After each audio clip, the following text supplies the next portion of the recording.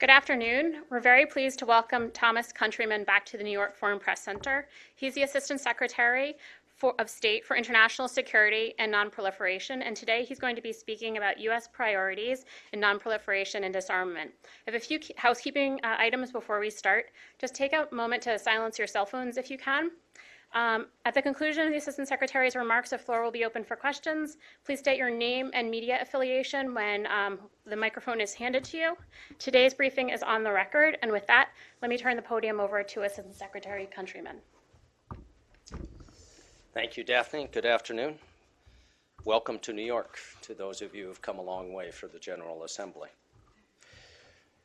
Nonproliferation and nuclear arms reductions have been central to President Obama's priorities from the very beginning of this administration. You'll recall in 2009, in his first overseas speech in Prague, he stated clearly and with conviction America's commitment to seek the peace and security of a world without nuclear weapons. For the rest of this administration, he's held firm to this promise to work toward a world free of nuclear weapons. And we saw again his sustained commitment to that goal in the remarks he made at the opening of this General Assembly. Now, a UN Security Council resolution relevant to this topic was introduced this week. The President is committed to advancing the Comprehensive Nuclear Test Ban Treaty, which was opened for signature 20 years ago this month. The United States is working with other members of the Security Council, including the 5 states recognized as nuclear weapon states by the Non-Proliferation Treaty, on a resolution that would strengthen existing national moratoria on nuclear explosive testing and calls on all states to improve the global verification architecture for detecting such testing. We're reminded of the value of this international monitoring system earlier this month when North Korea conducted its 5th nuclear test. We hope to see this resolution adopted tomorrow, ideally by consensus. I want to note, because it's been an issue in Washington, the administration is not proposing and would not support a Security Council resolution that would impose a legally binding prohibition on nuclear testing. Such a resolution could not be a substitute for the entry into force of the CTBT, and that would require ratification by the United States with the advice and consent of the U.S. Senate. We remain committed to working with the Senate to advance the conditions and build support for eventual ratification of the treaty. But it is significant that this resolution tomorrow will reaffirm not only for the U.S., but for other nuclear weapon states, the moratorium against nuclear explosive testing. I'd like to address one more subject and then take your questions. We have pursued for decades a practical, step-by-step, persistent, and determined approach to disarmament, to new agreements that will reduce the number of nuclear weapons in the world. And we've succeeded to a great extent. United States and Russian arsenals of nuclear weapons are more than 80% fewer than they were 50 years ago. Still, we expect to see during this General Assembly, when the UN First Committee begins to meet next month, a proposal to establish a negotiation on a treaty that would simply ban nuclear weapons. I understand the appeal of the concept. I respect the sincerity and the good intentions of those who advocate this resolution. But disarmament does not take place in a vacuum.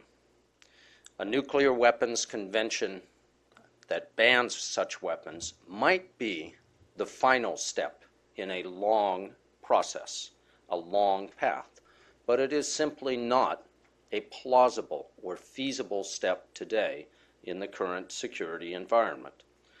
And rather than bringing us closer to a goal that we share, the campaign for a nuclear weapons convention will only deepen divisions in the international community and make it harder to bring the international community together for realistic and practical steps.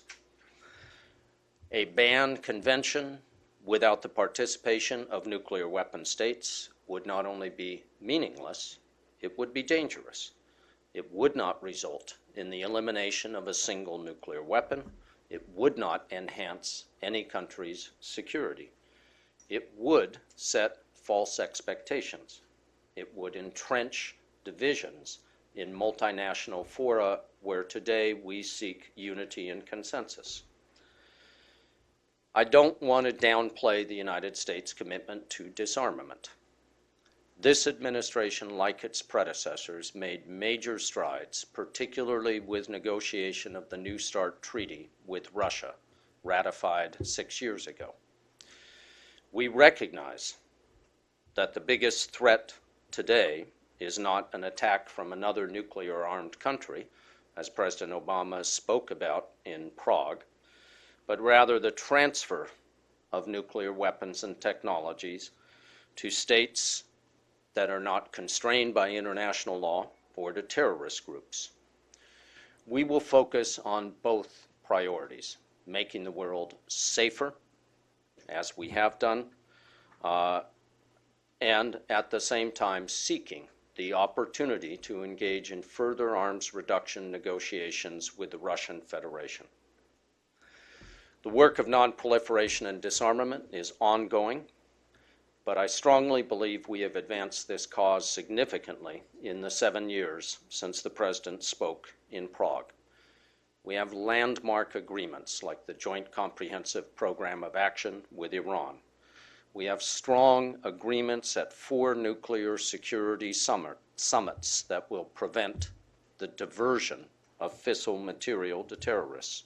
We negotiated right across the street an arms trade treaty. We removed a large cache of chemical weapons from Syria and of chemical weapons precursors from Libya, and have made incremental progress in a number of other areas. We've taken measurable steps to a safer, more secure world. And as we do every year, we will use this General Assembly to continue to focus on real, achievable goals in this field. So I want to thank you for your attention, and I'm happy to answer any questions. Please. Hi there. Thanks so much for the briefing. James Reinl from Al Jazeera. You really touched upon a lot of the important points there. Thanks for the information about the Mexican and Austrian resolution.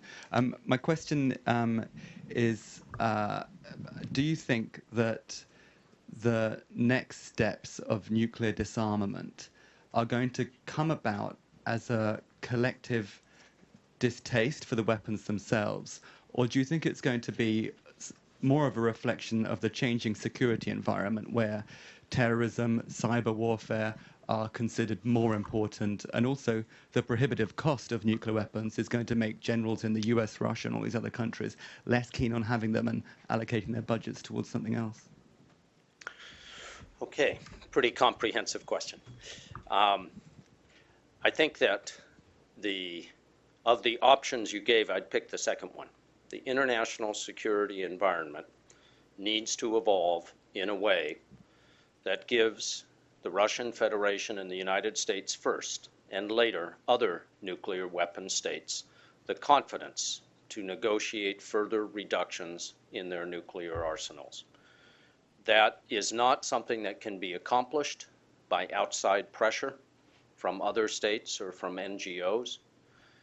It can be accomplished by the continued hard work of maintaining contact, of having discussions about how we each see the threat to our national security and how we can deal with it.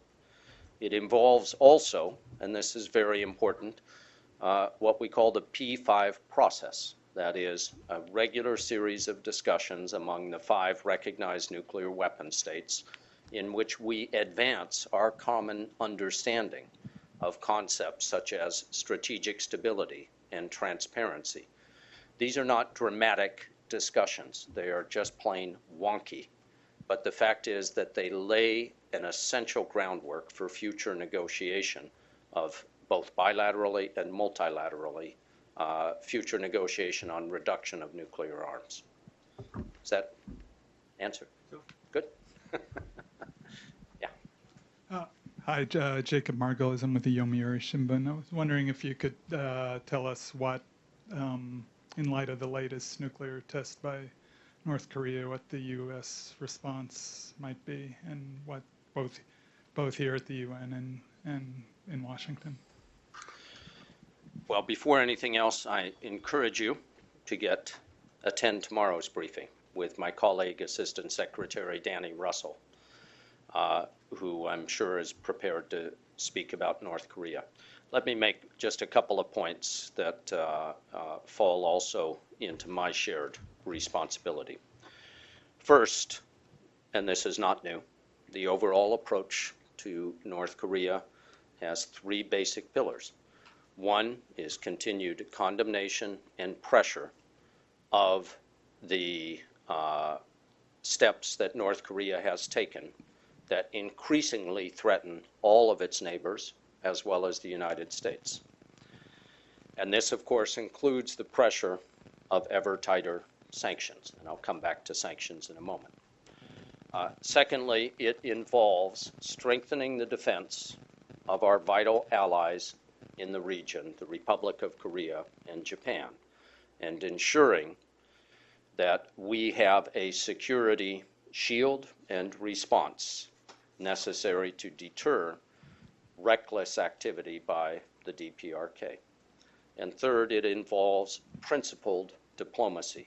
We are, of course, ready to go back to the table to negotiate the denuclearization of the Korean Peninsula and any other issue that the DPRK wants to discuss.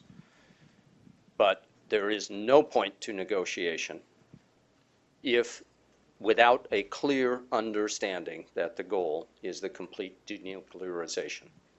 Now, a particular part of that agenda that falls to my bureau is the enforcement of sanctions and strategic trade controls.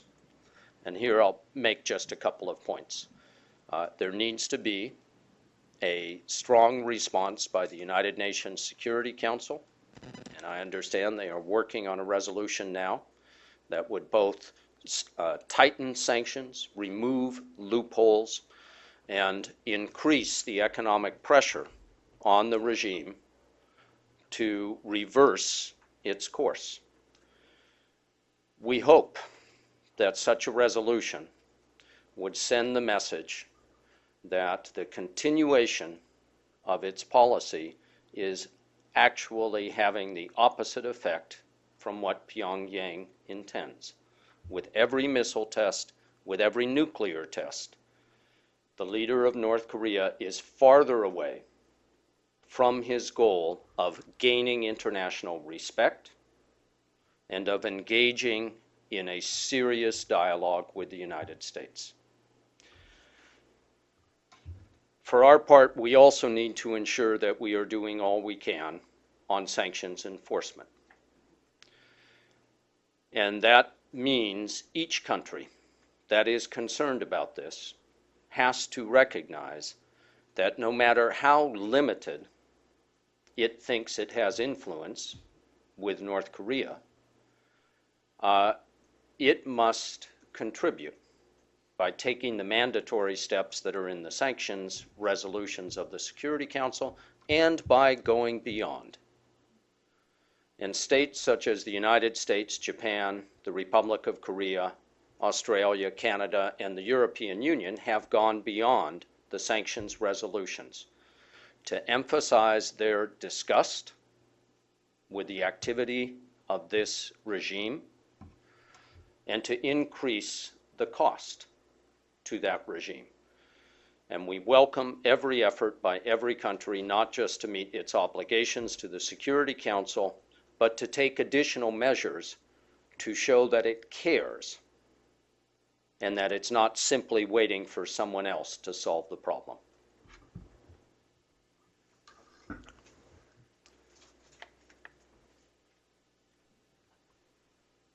From NBC. So you talked I mean, obviously there are countries that are doing their part in enforcing these sanctions, and then there are countries who are not. Is the U.S. Talking to other countries, trying to persuade them to enforce these? I mean, I guess like the biggest one we were interested in, I guess, China or Russia. Yes. Oh, you want more? Okay. Yes. We discuss the efforts to enforce these resolutions with a wide range of countries. And that is not just a discussion of persuasion, please do more. It gets into a very technical discussion that goes to analysis of the various ways that North Korea illegally earns money overseas and illegally procures high technology items. And we have that conversation with a wide range of countries. Now, it's no secret that the vast majority of North Korea's economic interaction and other interaction with the world goes through China.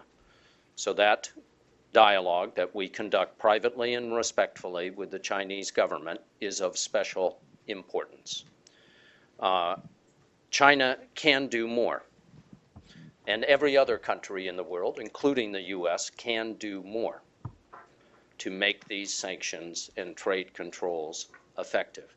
It is especially important that China does more, and we'll continue our productive dialogue with them on that point.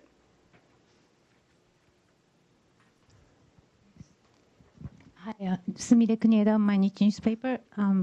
The Japanese Prime Minister mentioned new resolution with new content. Like, could you elaborate a little bit more about that? What's the I need a little more detail. A new resolution about? About the sanction on Libya, okay. In the Security Council. He's correct. I agree with him.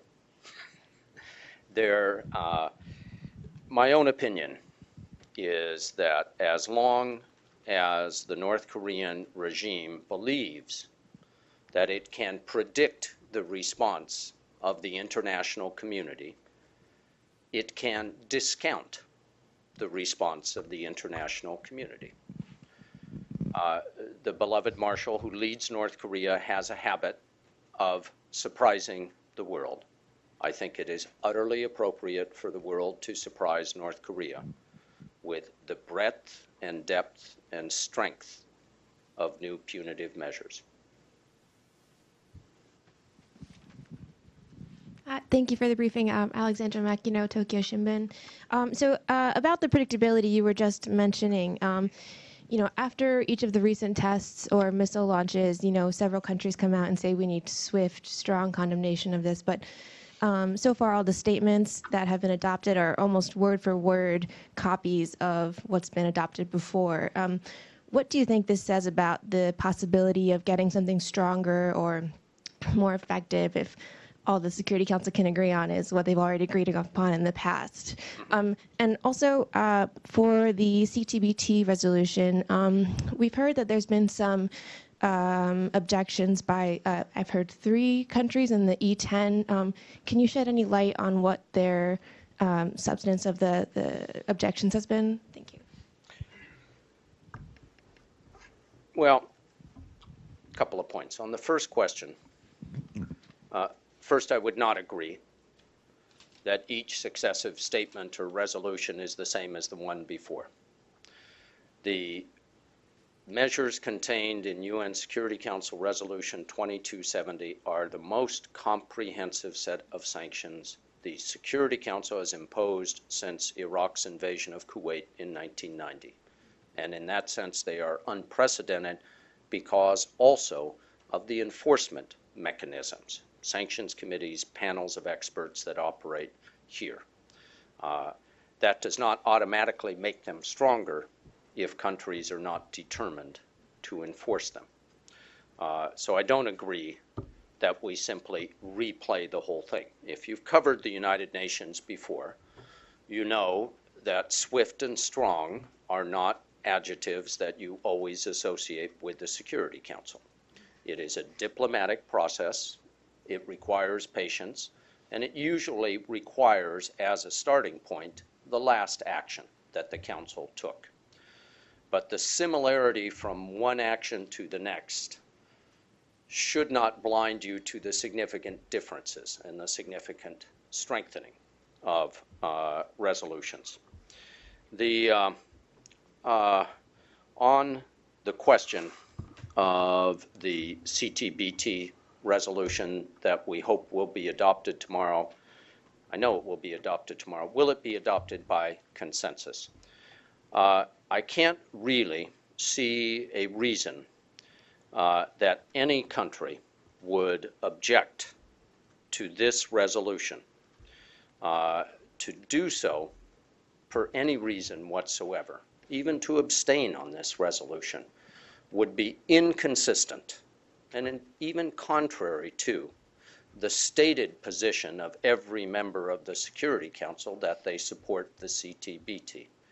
So I would hope that any country that abstains recognizes that that act would be inconsistent with what they have said repeatedly about this treaty. Beyond that, I haven't been part of the private discussions among Security Council members, and I remain optimistic that no state would want to make an unrelated point by voting no or abstaining on this resolution. Yeah. Hi, my name is Aikawa, Mainichi Newspapers. I'd like to ask about new nuclear policy of the Obama administration. Tomorrow, so CTBT resolution will be adopted in the UN Security Council. But there are many types of new nuclear policy. For example, the budget cut of the budget cut and non-first use nuclear weapon policy. So could you please advise, will you adopt the non-nuclear, non-first use policy in near future?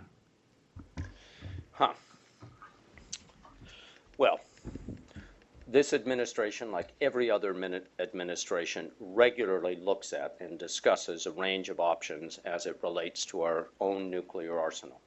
And you'll see that this administration adjusted the nuclear force posture of the United States a few years back. There's a wide range of questions that are regularly discussed. It's what experts should be doing. We continue to look at ways in which the United States can lead by example. That's just what the President said in Hiroshima he was seeking to do. But when it comes to no first use, it should be absolutely clear that our security guarantee to our allies is ironclad.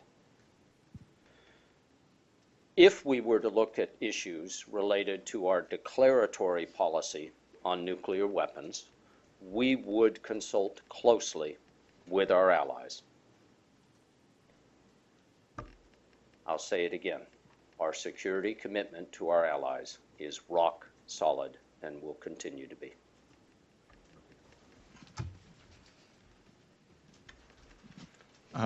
Shotaro Imazu, Fuji TV. Just in regards to tomorrow's CTBT resolution in the Security Council, what is the significance of this resolution? Is it something to do with timing? Is it something to do within the text? What new will come about because of this resolution being passed? Right. It is not a resolution that is being adopted under Chapter 7. That is, it does not create new legal obligations for UN Security Council members. And as I said in my opening statement, that's not the purpose. This treaty needs to come into force by the mechanism contained in the treaty. So, what does it accomplish? It's a couple of things. I hope Secretary Kerry will be there when it is adopted tomorrow, and I certainly don't want to steal from the remarks he will make, but I'll make two quick points. First, its significance on the international side is that it is a strong declaration by the 5 nuclear weapon states of their commitment to sustain the moratorium that each of them have observed on nuclear testing. And I think that's a crucial reassurance to the international community and to those states that have yet to ratify the treaty. Secondly, it provides an additional impulse for those states whose ratification is mandatory before the treaty comes into effect. And that includes the United States. The Obama administration has been clear for years that we support ratification of this treaty. We hope that this resolution will contribute to a high-minded policy debate in Washington that would allow this administration or the next administration to move the treaty to the Senate for ratification.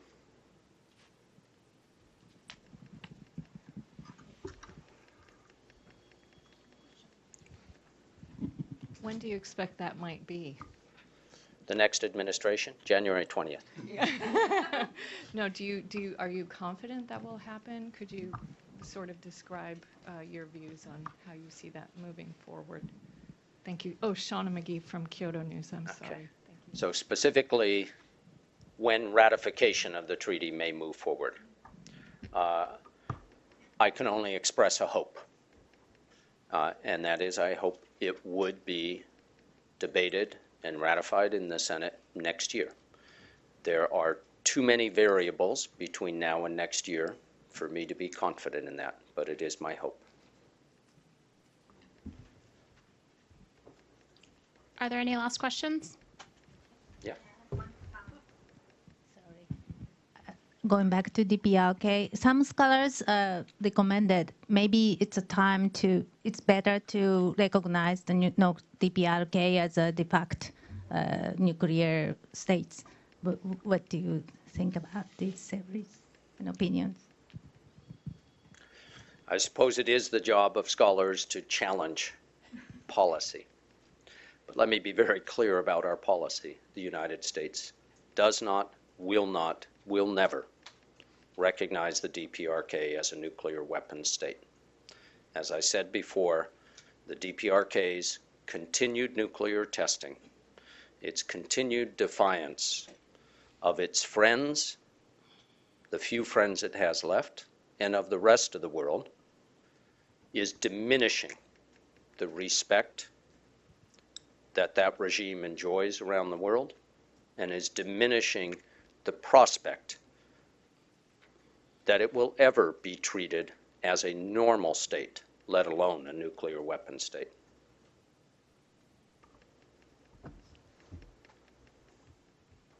So I think that was our last question. Thank you so much for coming, Assistant Secretary Countryman, and I encourage everyone to attend tomorrow's briefing at 4 p.m. with Assistant Secretary Danny Russell, who's going to be doing an overview of U.S. policy in Asia and Pacific region. Again, thank you so much. Today's briefing was on the record. Bye-bye. Thank you. Good question.